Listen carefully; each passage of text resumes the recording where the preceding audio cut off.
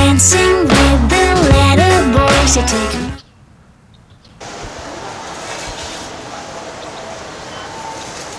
Sorry ate, late ako. Late na naman excuse mo. Traffic naman talaga eh. Balita ako, hindi ka na pumapasok sa mga klase mo ah. Eh ba? Oo, kasi hintayaw na nga eh.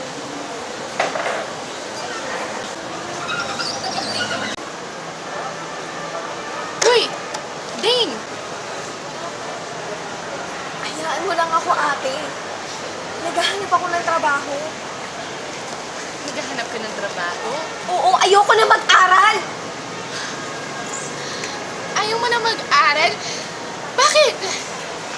Pagkatapos kung hindi sumunod kila mama at papa sa Dubai, kasi kailangan kitang bantayan, ganyan gagawin mo? Gusto ko na magsarili ate.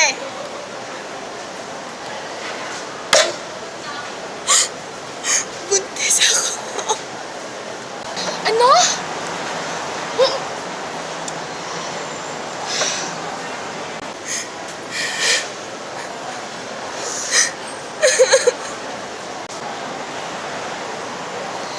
Day naman.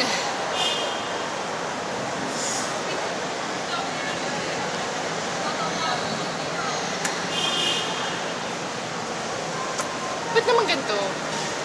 Ilang taon akong nagsikap para pag-aralin ka, tapos ganyan gagawin mo? Ganito. Hindi mo yan itutuloy. Ding, makinig ka. May kilala akong doktor na magaling. Kahit si mama at papa, hindi nila malalaman na buntis ka.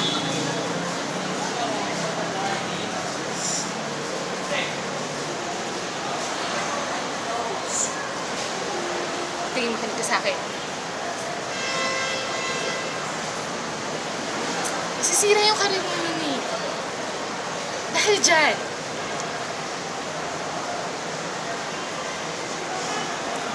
Ayoko na nga ate. Ayoko na mag-aral!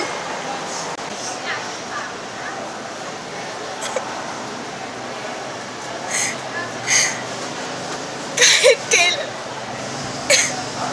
Ikaw ang tumayo at sinunod ko. Ngayon.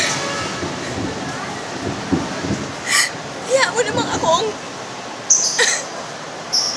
pamuno sa buhay ko. Ayoko na mag-aral. At bubuhayin ko ang anak ko.